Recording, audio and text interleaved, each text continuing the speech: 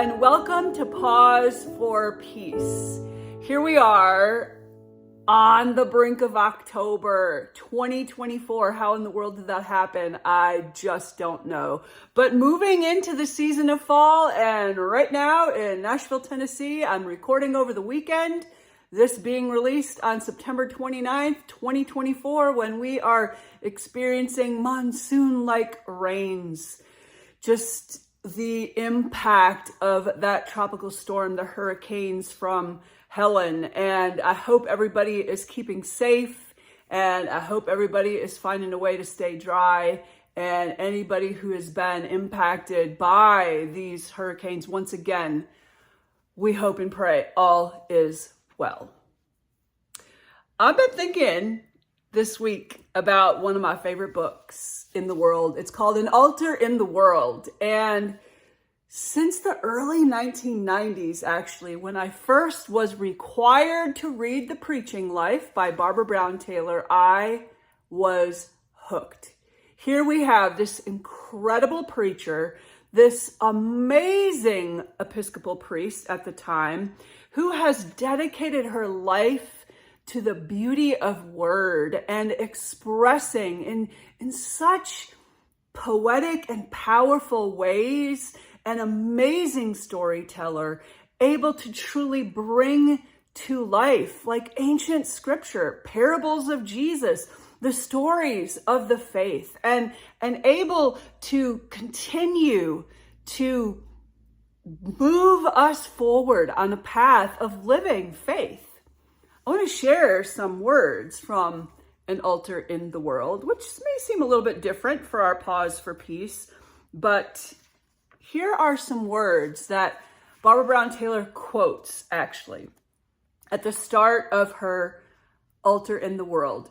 This book being released in 2009, so a little bit dated, but hear these words. Capable flesh, it's called. The tender flesh itself will be found one day, quite surprisingly, to be capable of receiving, and yes, full capable of embracing the searing energies of God. Go figure. Fear not, for even at its beginning, the humble clay received God's art, whereby one part became the eye, another the ear, and yet another this impetuous hand. Therefore, the flesh is not to be excluded from the wisdom and the power that now and ever animate all things. God's life-giving agency is made perfect, we are told, in weakness, made perfect in the flesh. These words sound so incredibly contemporary, even in some Christian circles, kind of cutting edge, to have a sense that the searing energies of God, one day we will see, inhabit all flesh. These words seem as if some contemporary theologian who's kind of out there on the edge, moving us forward in our understandings of this whole way of living and being, is the author of these words. And yet, these words come from St. Irenaeus, writing somewhere around 125 and 210 CE. So we're talking the 2nd century CE. The 2nd century CE. This translation was adapted by Scott Carnes and Babs, who I love to call Barbara Brown Taylor Babs.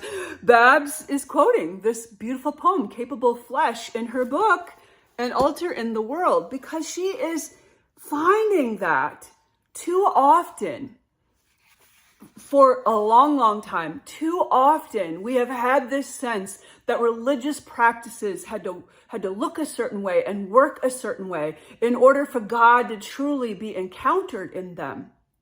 Too often, mainline Christianity has set up kind of boxes like that around God.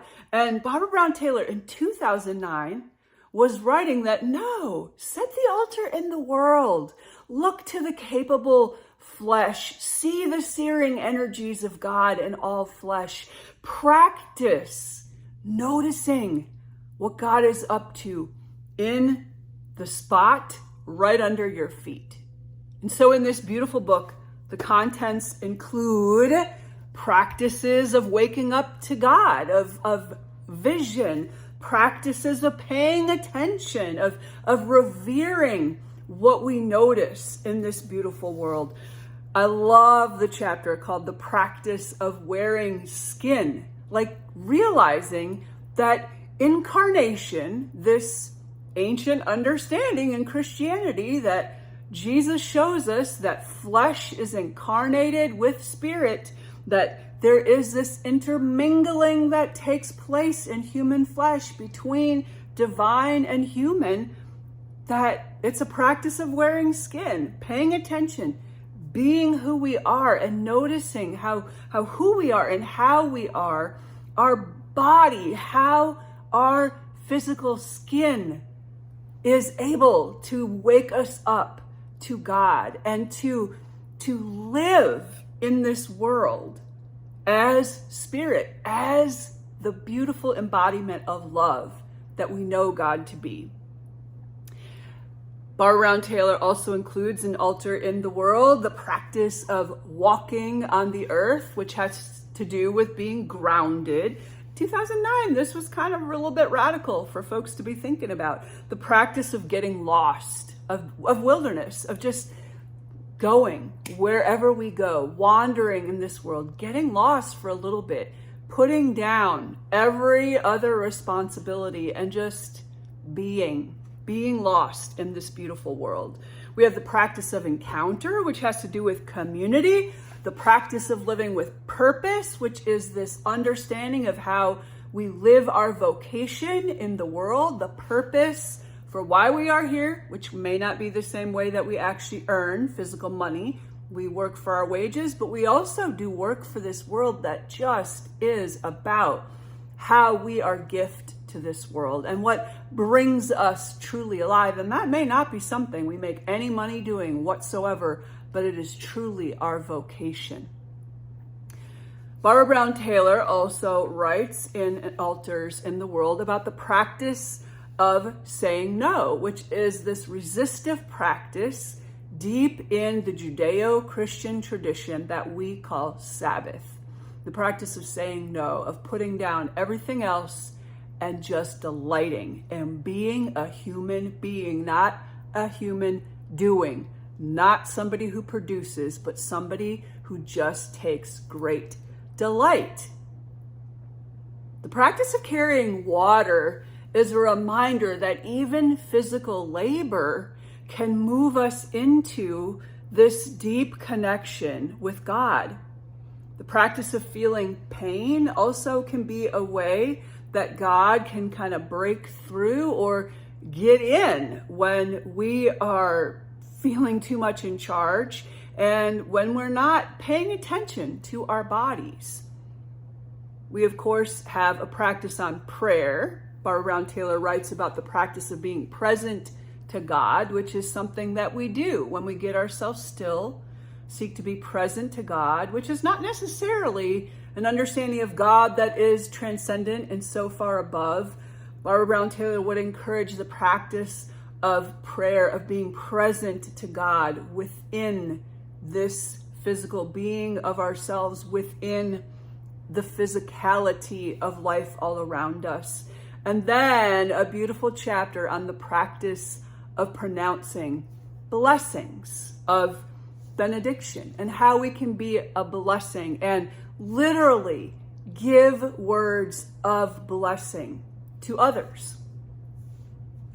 So in this beautiful book, which is part of why I turned to it this week for our Pause for Peace, Barbara Brown Taylor talks about a time. Barbara Brown Taylor at one point in her career was named as one of the 10 most effective speakers in the world.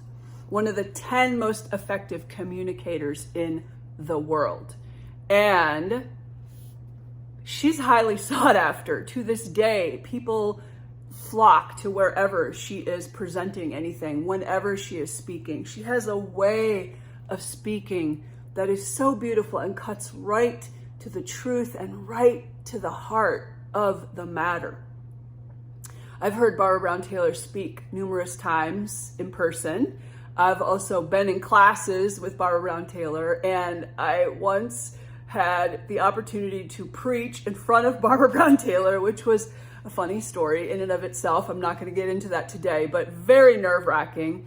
And I've also had an opportunity to provide a service of worship that she was able then to preach to a great mass of other preachers. I've had an opportunity to organize that and actually lead worship with her.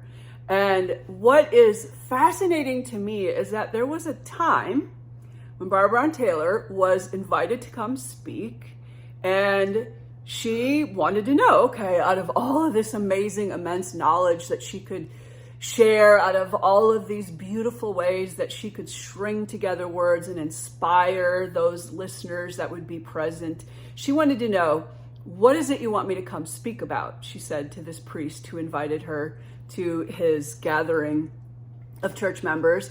And, you know, she thought, oh, maybe I'll have to parse something about theology and what this understanding from ancient theology or biblical scripture has to do with these things going on in the world today.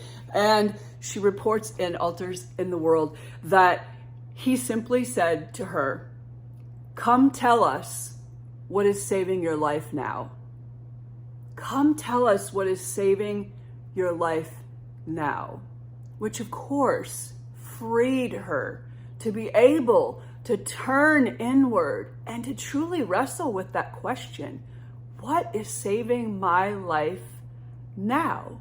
Which is another way of saying the X that marks the spot on which you stand every day, the practices that you are about in your daily life, the way that you live each day, what of any of that are you doing with intention that is saving your life, that is literally keeping you alive in the midst of all that takes place each and every day in this world?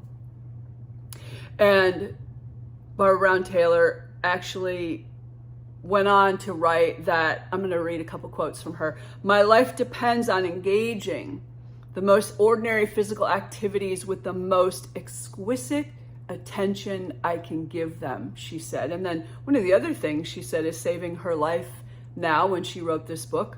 What is saving my life now is becoming more fully human, trusting that there is no way to God apart from real life in a real world, in the real world. So my invitation to us today is to spend a little time with exquisite attention as we turn inward and we ask ourselves that question. What is saving my life now? And maybe we want to look through the week that has been passing beyond these last 7 days, and maybe we want to ask, what have I been up to that has been saving my life this week? So I'm going to invite you to get yourself comfortable wherever you are. Whew. One of the things that was saving my life today is I turned on some music that I love, that's just like this free flowing music, and it's deeply spiritual music, but it comes more out of like an ethereal kind of sound and simple words, if any words, and it just allows me to be able to be quiet, to move a little bit. There's some on that playlist of mine, some of those songs just have simple words that just allow me to turn inward. And even if it's just like a phrase like, please let me be brave, please let me make my choices clearly or see my choices clearly, and those repetitive words, it's just beautiful to be able to move around. So get yourself comfortable, even if you have to move around a little bit on your sits bones or go lay down a little bit or get yourself grounded in the grass underneath you. Get yourself a little bit comfortable so that we can turn inward and pause for peace in these next few moments. I invite you to take one deep breath all the way from your belly and hold it when you fill everything up, moving your body outward, like your body should be expanding. Your shoulders should not be going up when you breathe. So do your best to truly breathe out and in that direction, like a squeeze box. So take that one deep breath if you have not already. Hold it. Like your balloon of your belly is filled up. And now we're going to release it slowly, slowly, slowly. Just take one more deep breath. And as we do so, this breath, I invite you to have that intention that you're diving down inward. Whether that means you're diving down inward through the portal of your heart, or maybe you need to dive down inward from your mind all the way down into your belly, however that might be. But take that next breath with that intention that you are diving inward.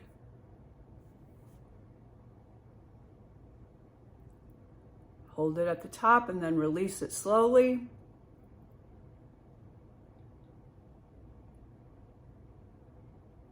And let's take one more deep breath. And when we take this deep breath, let's do so with the intention that we are now uniting with the divine, the God, the spirit, the soul that lives within us.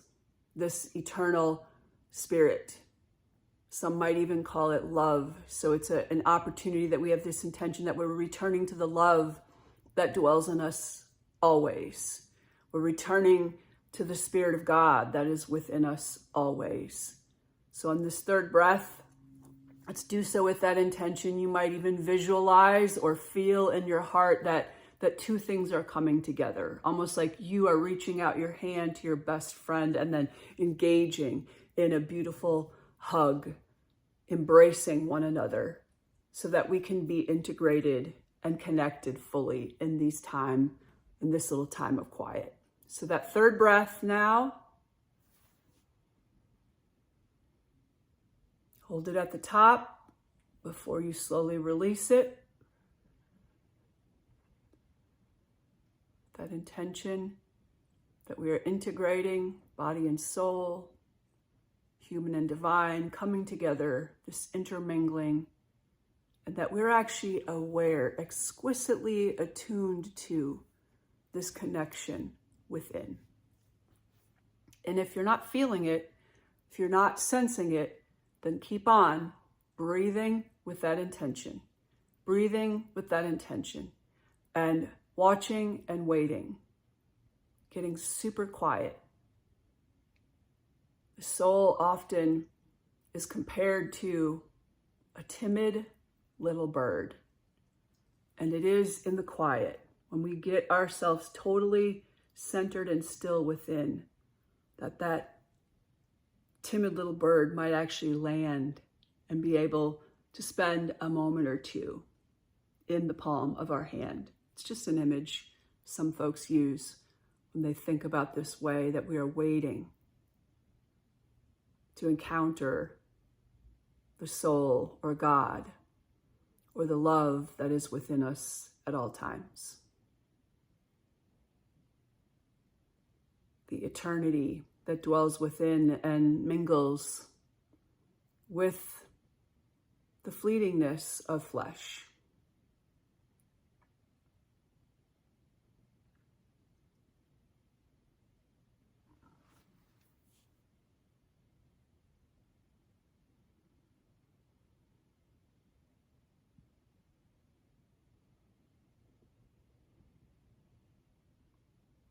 And when you're ready, I would like you to pose the question to God, to soul, to that love within. What has been saving my life this week? What is saving my life now, today?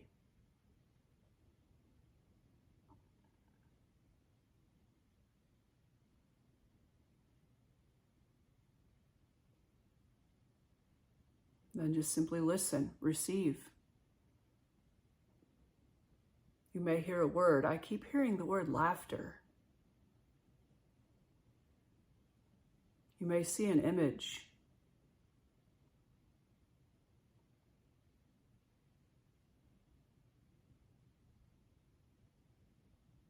You You may not be sensing it yet, or maybe you're feeling something in your body that's taking you back to an experience that you had this week that was what was saving your life this week. It'd be so wonderful if there's something each day that we're able to be about or able to be aware of, that each day there's something that is saving your life.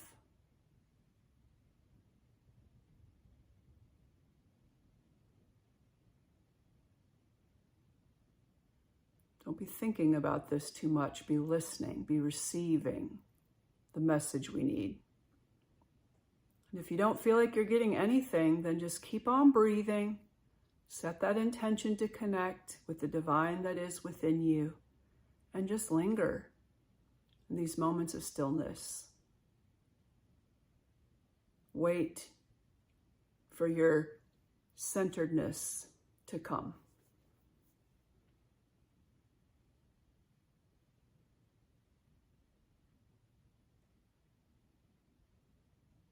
The more we breathe and wait and have that intention,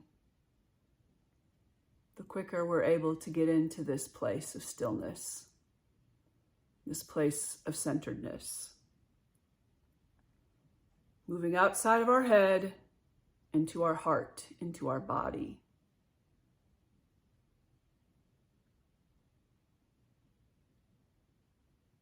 If your body is one that feels like it carries a lot of tension or stress or anxiety, twitchiness each day, then keep on breathing into your heart until all of that can come to stillness.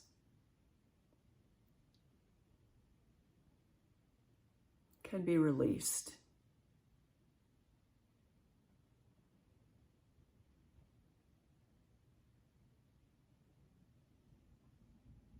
Continue to listen, to look for that response, to that question, what is saving my life now?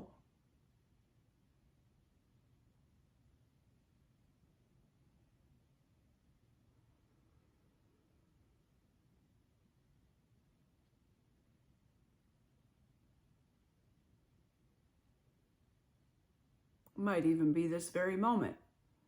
Attuning to your breath, seeking to be in a place of stillness. Even if you still feel like you have the wiggles, attempting this opportunity to get centered and to pause may actually be the one thing that is saving your life right now.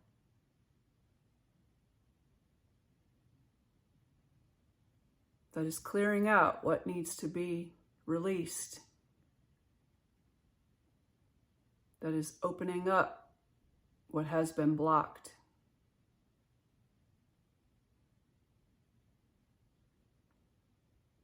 That is calming what has been frenzied.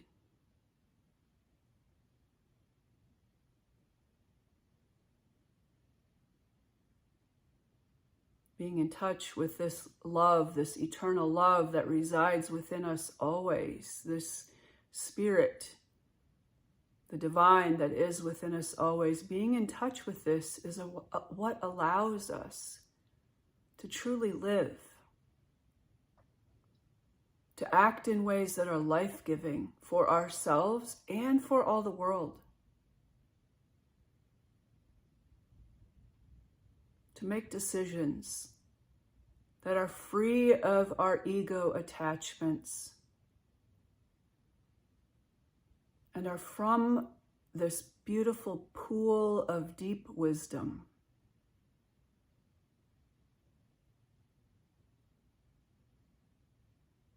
Being in these moments of centeredness, stillness, even attempting, whether we can't even get there entirely yet, but attempting these moments of beautiful centeredness and stillness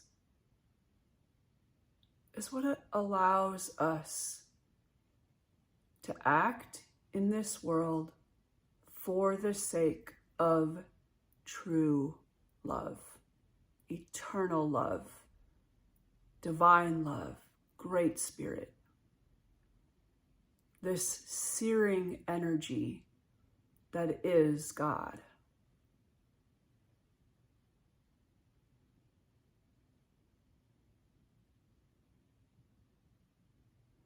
So let's take one more deep breath.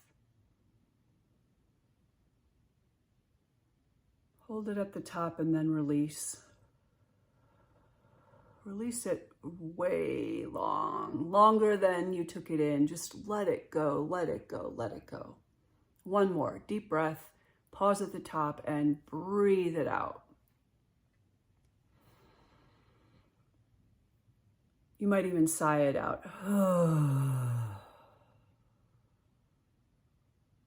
It feels like that balloon deflating, which means that anything that's in the way can just be released. Whatever's not serving us can just be released. In some way, if you will inwardly express gratitude for this opportunity to be united with the Spirit that is within you, or at least to attempt to be united with the Spirit that is within you, express some form of inner gratitude, if you would.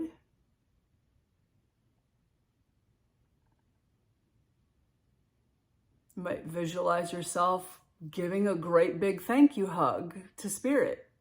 Thank you, thank you, thank you, thank you for the wisdom, for the joy, for the stillness. Thank you, thank you, thank you for the quiet. Maybe even for the nothingness. If nothingness is exactly what you need in your world right now, that might be way too filled with all sorts of other things. It's right here, waiting within. All we have to do is return to our breath and our intention and just dive right in to our insides, through our heart, however we can.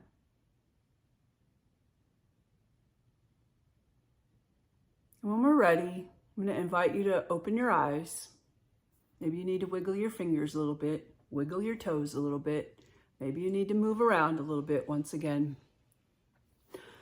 What a great gift to just pause for a little bit of peace throughout the busyness of this week, the responsibilities of this week, the changes of this week, throughout everything. I'm glad you've been able to join me, and I'm going to invite all of us to keep on asking that question, letting it come back to our consciousness again and again and again. What is it that is saving my life now? And perhaps take up Barbara Brown Taylor's Altar in the World, or at least her suggestion to look at the X marking the very spot on which you live, in order, right in that moment, to see how your life is being saved by the divine that is living within. Blessings for this week ahead. I look forward to seeing you next time on Pause for Peace.